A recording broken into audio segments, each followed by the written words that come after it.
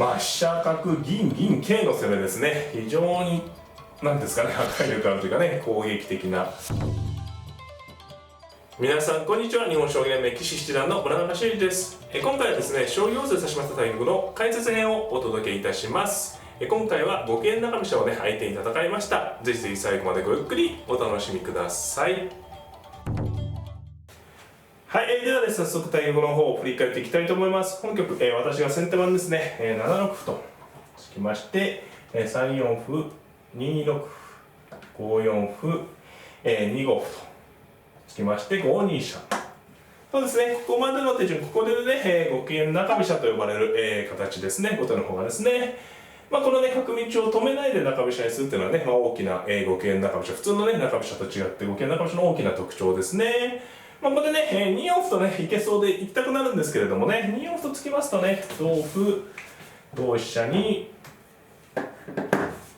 いくつか対策があるんですけどね、例えば、8八角成、同銀、3三角と打ちまして、桂馬を取れば銀を取りますし、飛車を引けば、2六歩と垂らしてね、同飛車なら銀を取るという感じですね。あとは、同歩同飛車での時に角を交換した時にね、2二銀と上がっておくのもね、これも結構面白い対策でしてね、後手のね、有力な手段でして、次にね、3五角と打たれると、もうね、作られてしまいますので、何か受けたいんですけど、例えばね、ここの地点を受けますと、先ほどの3三角がありますし、じゃあ飛車の方をね、撤退しようと。飛車の方をこう、例えば2八飛車と引きますと、2七歩という手がね、嫌な手なんですね。同飛車と取りますと、4五角と打ちまして、これがね、馬作りと飛車取りの両狙いになってね、先手は苦しくなりますし、2七歩にね、飛車をどこか逃げるような感じですとね、3三銀と上がられて、次に2二飛車と回って転戦してくるって感じで、もちろんこれ簡単ではないんですけれども、居飛車側がね、攻めていったんですけどね、なんか気づけばね、受け身になってしまうのでね、あまりね、2四歩という手はお勧めできないですね。プロ間でもね、2四歩とついた将棋がね、ないわけではないんですけれども、あまりね、先手の勝率がね、芳しくないところになってますね。ということで実戦は4八銀とね、今回超速というね、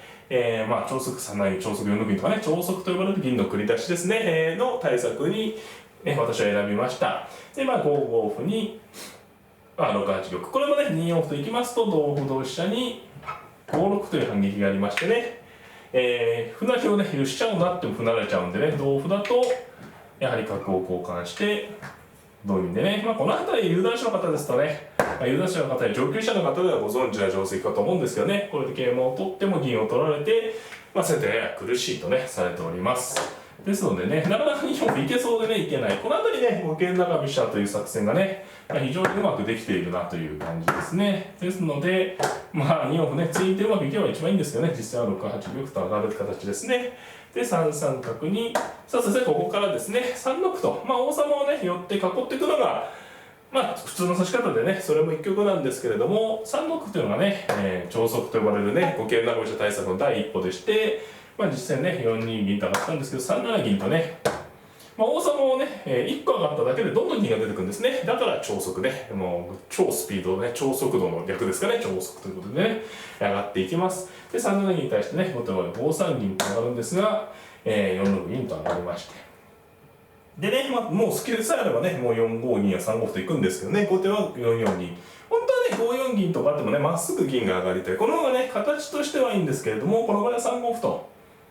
仕掛けられてね、手薄な角の頭を攻められてしまうのでね、後手としては、4四銀はね、少し妥協した手なんですけれどもね、銀には銀で対抗して、先手のね、超速のね、銀の繰り出しをね、食い止めようという考え方で、非常に、ここまでもね、プロの実践でも多いところですね。はい。で、私もここで7八玉と寄りまして、6二玉に、銀を繰り出したんですけどね、ここから第2陣ですね。ここからもね、先手の手は広くて、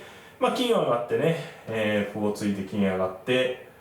この後角上がって穴熊にするような指し方やね、美濃囲いして戦うような指し方もあるんですけど、本局は、より積極的な手ですね。6八金と上がって、7二玉に7七銀と、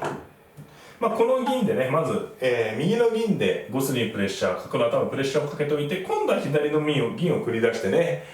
本北局にも見られるんですけどね、数の攻めでね、このむしろ後手が取ってきた位をね、奪還してしまおうというね、押し返してしまおうというね、非常に、強気というかね、アグレッシブな指し方ですよね。で、実戦は後手は6二銀とね、上がりました。非常にこの6二銀がね、入った方は柔軟な手で、もちろんね、王様寄って、6六銀、7二銀っていう指し方もね、多いところなんですけれども、6二銀はね、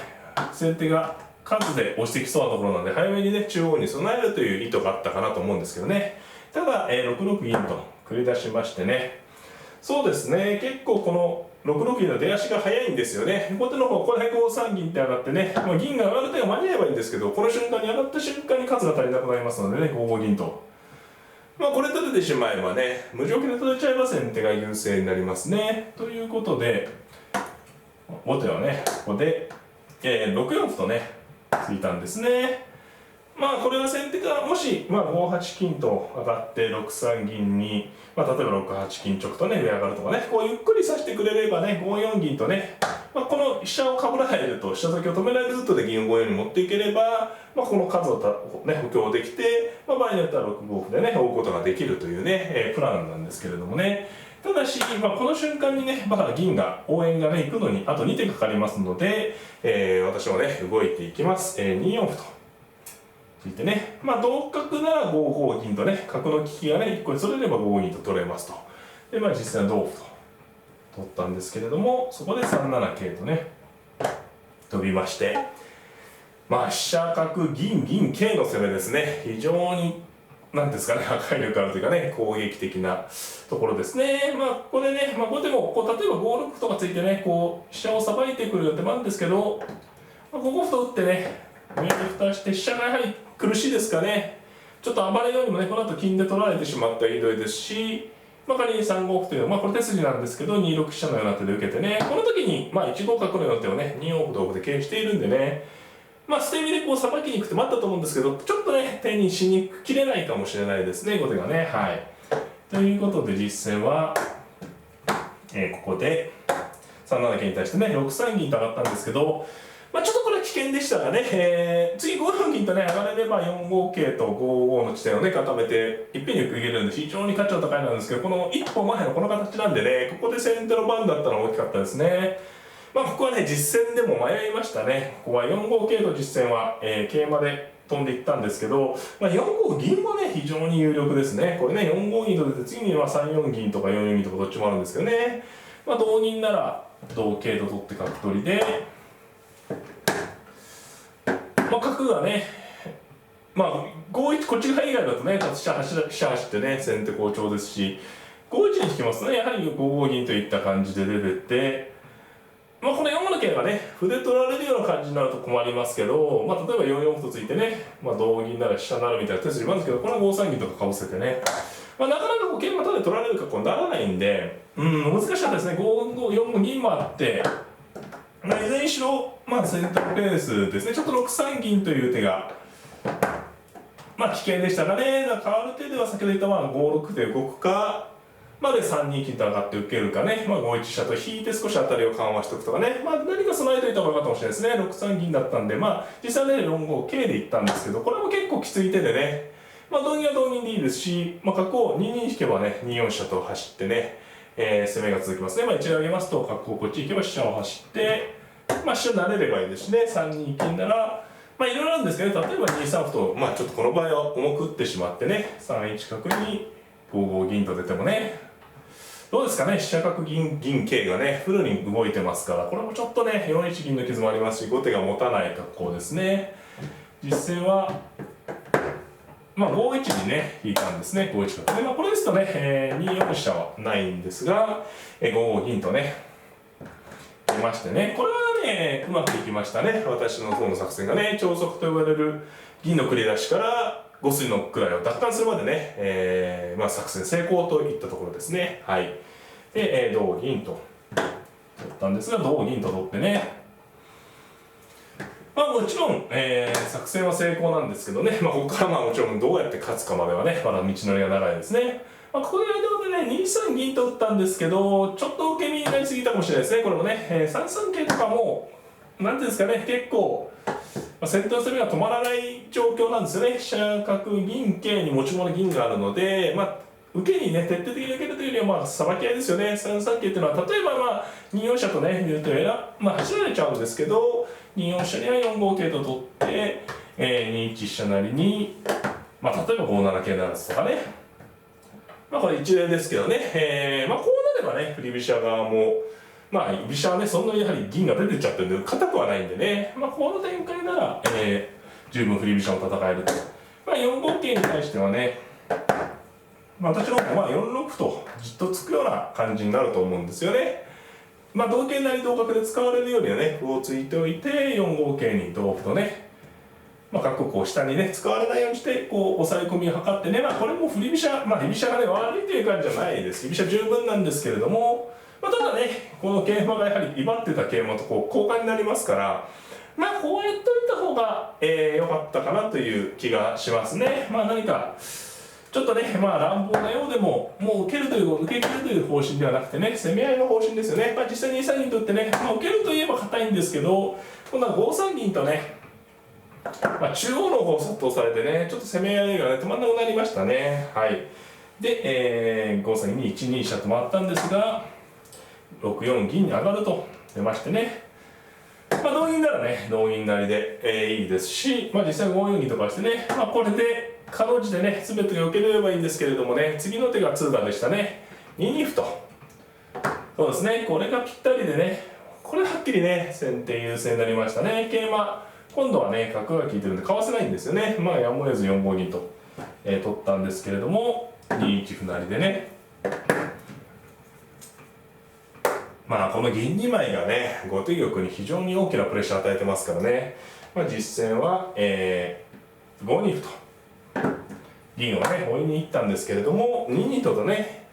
これで飛車がね、捕まってしまったんでね、5三歩とね、しょうがないですね、こういう展開になってしまうとね、なかなか局面のね、紛れも生じにくいですよね。1二と飛車を取りまして、同香と。飛車銀交換でね、5三銀成ですね。5二歩のような、受けでしたら、6四桂と打って、8二玉に、6三成銀というような感じでね、迫っていけば、次7二飛車からの詰めろでね、ちょっとね、だんだん受けがなくなっていきそうです。実戦はここで5六とね、反撃に出たんですけれども、2二角成ともう構わずねなりまして、5七歩成には2三馬がね、銀を取りながら金取りで非常に厳しくなります。3二金と上がったんですが、6四桂と打ってね、以下は収束ですね、収束に向かいます。9八二玉に、3二馬と、切りまして、同銀に7二金と打ったところで相手の方の投了と、なりました。以下はですね、7二香王手で、玉を逃げれば8二飛車で、一手詰めですし、同金と取っても同桂成とね、自然に取りまして同玉にあとね、飛車と金がありますので、6三金とベタッと打ちましてね、玉を寄れば7二飛車、6一玉7一玉もね頭から飛車を打っていけば、玉を逃げて金までということで、ね、比較的分かりやすい詰みで、最後は投了となりました。はい、いかがだったでしょうか。今回はですね、将棋を指しました対局の解説編をお届けいたしました。ご覧いただいたようにね、5桂中飛車に対して超速という対策でね、最後押し切ったという内容でした。5桂中飛車は非常に、アマチュアの、ね、方々の中でもね、人気の高い、戦法の一つだと思うんですよね。ですのでね、その対策に悩まれているという方もね、この動画をご覧になってね、皆様の対局の参考になればいいなと思っております。